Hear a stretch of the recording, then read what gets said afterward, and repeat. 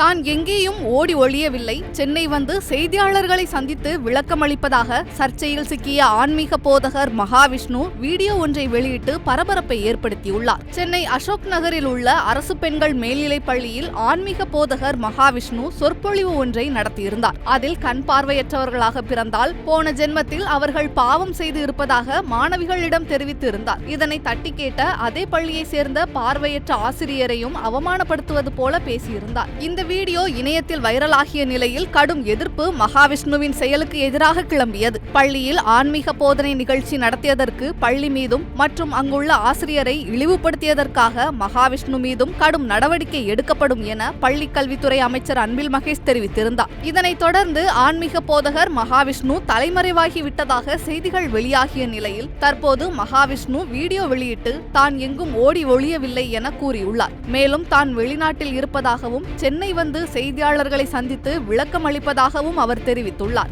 மேலும் அமைச்சர் அன்பில் மகேஷ் பொய்யாமொழி தன் மீது சீற்றமான கருத்தை கூறியிருந்தார். அவருக்கு விளக்கம் அளிக்கும் அளவிற்கு தனக்கு அறிவு இருக்கிறதா என்பது தெரியவில்லை, எனவே தான் சென்னை வந்து செய்தியாளர்களை சந்தித்து பேசுவதாக கூறியுள்ளார்.